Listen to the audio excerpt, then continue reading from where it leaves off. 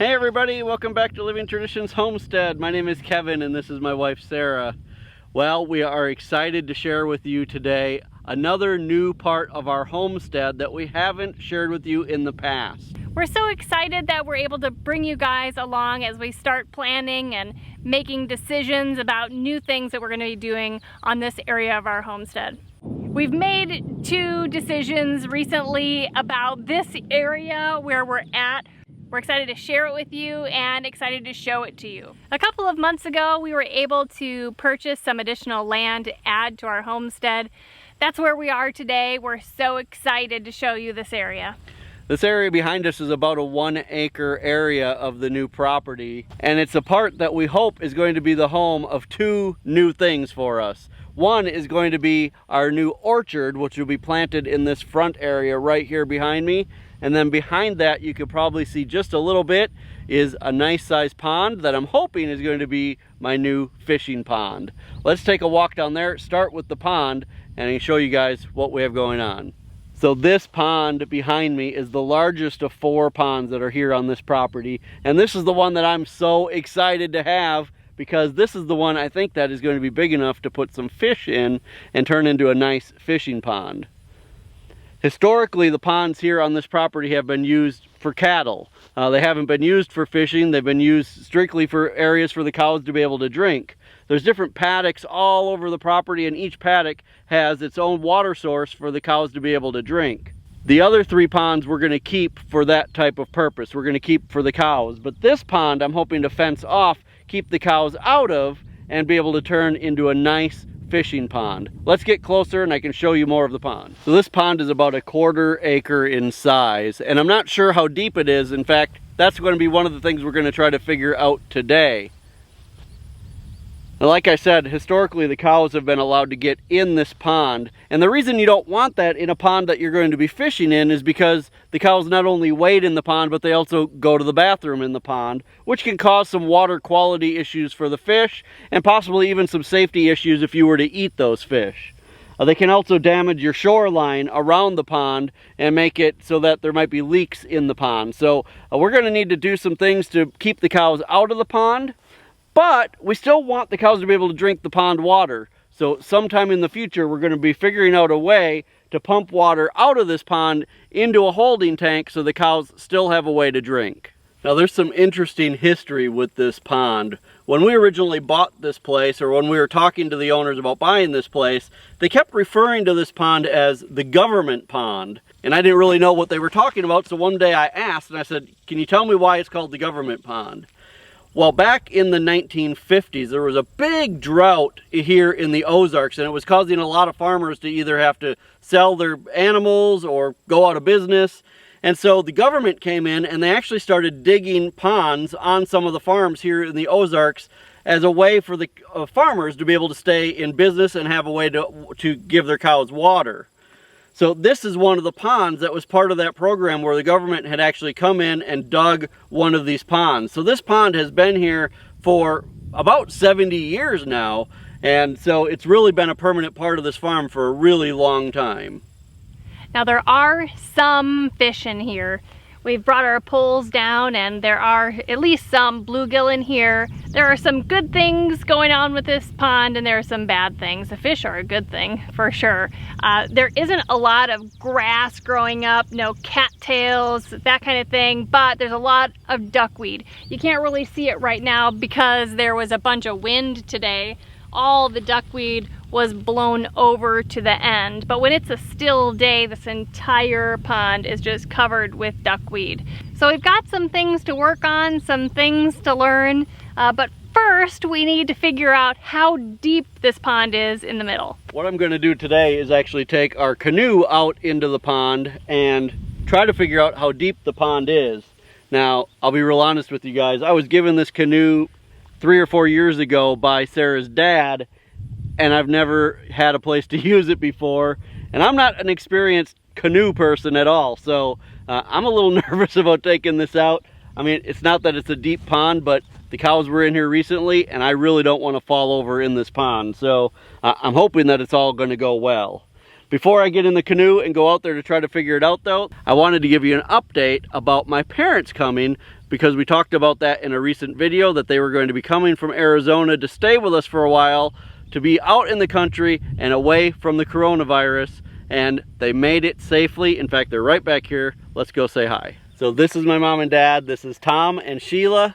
They made it safely about 10 days ago already from Arizona, and they've been staying here at the farm with us.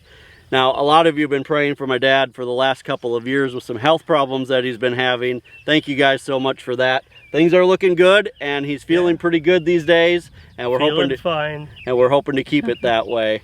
But they're excited to be here, have some time with the grandkids, and maybe even catch some fish out of the pond. Right. Yeah, we're looking forward to it. We're having a good time. Yep.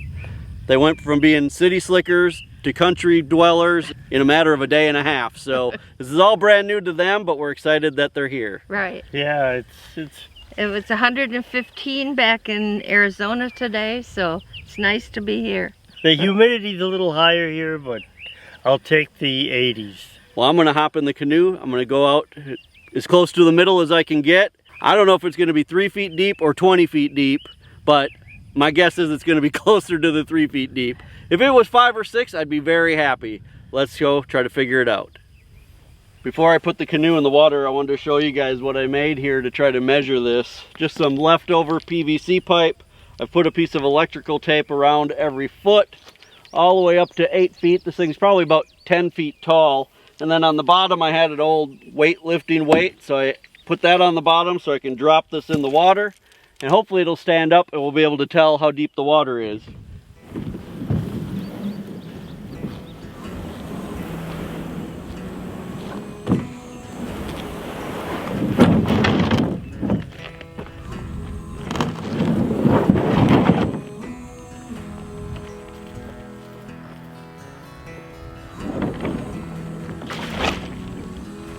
Well, it looks like it floats. That's a good thing.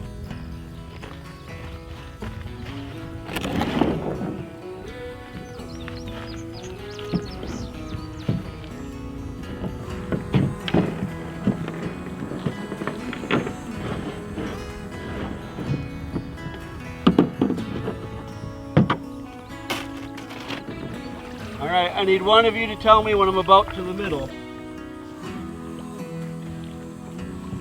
Keep going.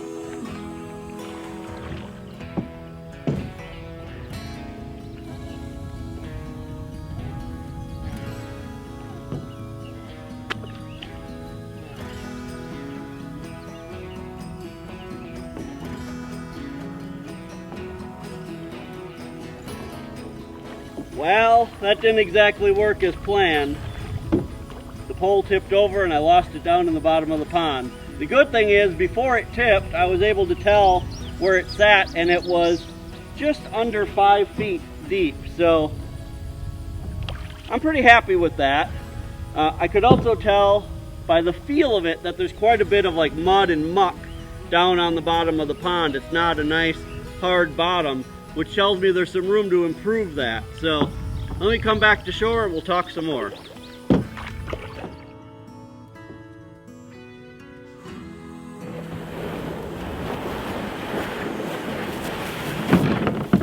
All right, well, two good things. We now know about how deep the pond is, and the canoe worked, and I didn't fall in. So I guess 3 good things.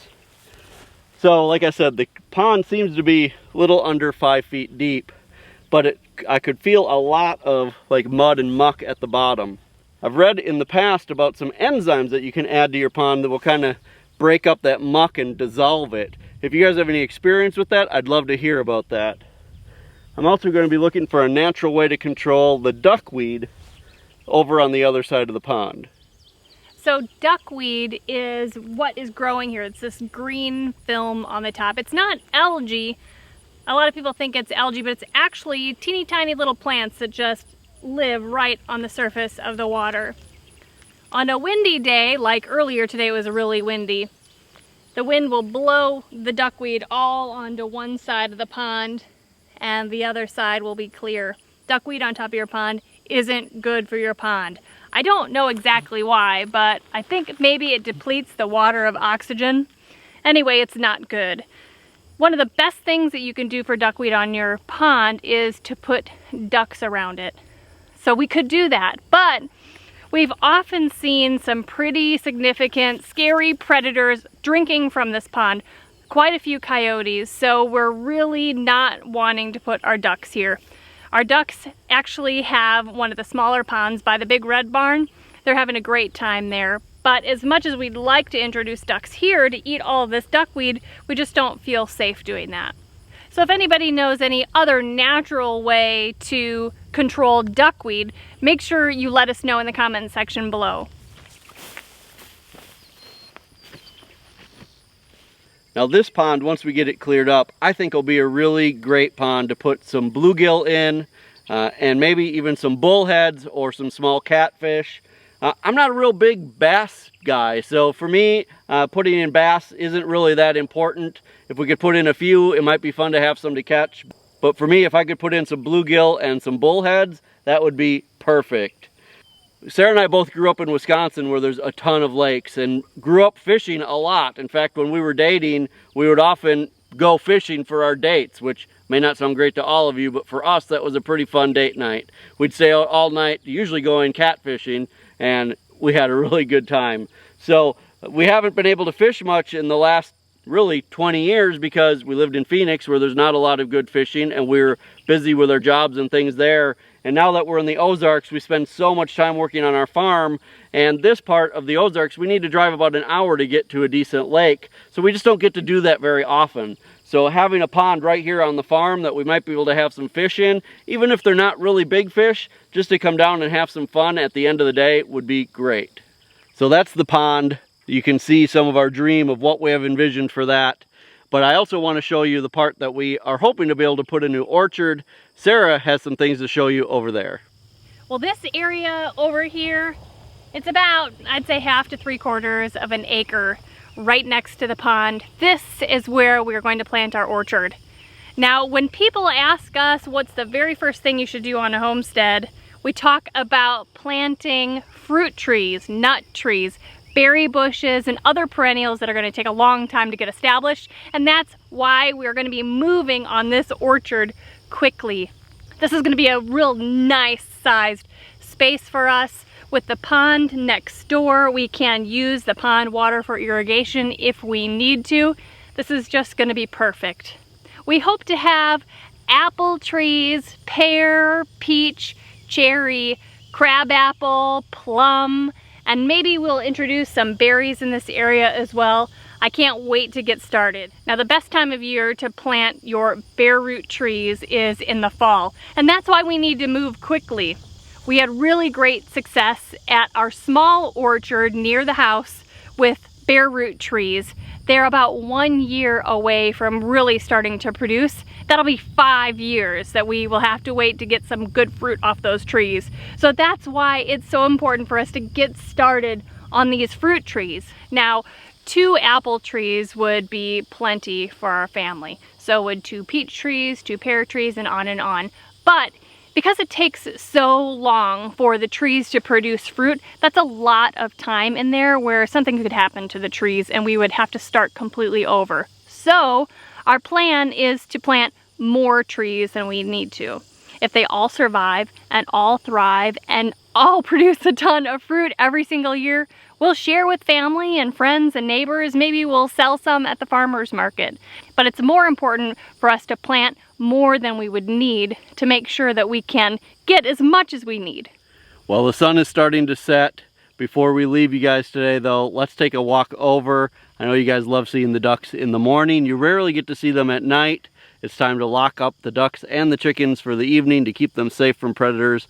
Let's head over and do that before we say goodbye. Well, we're on our way back to lock up the ducks and the chickens, and Hope is out grazing in her pasture, so I thought I'd stop for just a minute and show you guys just how great she is looking. She's got about 6 weeks or so until her calf is going to be born. We're excited for that to come, so you guys are going to be seeing more of her soon for sure, because I've got quite a few projects to get done before that calf is born. So in the next 6 weeks, we need to make sure we have a place here for her to be milked. We need to get everything set up so the day that that calf is born, we're ready. And we're just super excited. This will be the very first calf that we're having born on our homestead.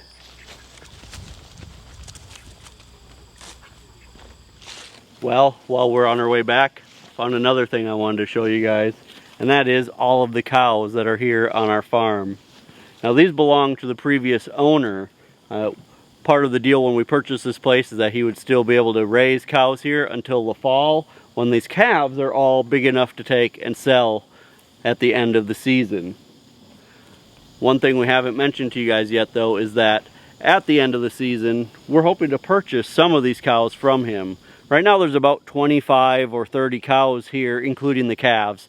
We won't be able to get them all, we won't be able to afford them all, but we're hoping to be able to get some of them so that we can continue to raise the same herd of cows that have been here for generations and keep them right here where they've always been. Now these cows are mostly limousine cattle. The bull that's here is a limousine bull. Some of them still have some Hereford in them as well, which are the white-faced cows, but most of them are solid brown, which is more like the limousine cows. We think they're just gorgeous. We're excited to have them here. We really enjoy coming out and just watching them, and they keep this place grazed down and looking beautiful. Well, the chickens are well behaved as usual. They're in their coop and ready to go to bed. Night, chickens. Now the ducks, on the other hand, this time of year there's so many bugs out right when it's about to get dark that the ducks like to stay out until it's almost completely dark out. So if we want them to go in a little bit early, we need to go round them up, and that's what we need to do today. You guys asked to see how we put the ducks away, and tonight we're going to show you how we round them up.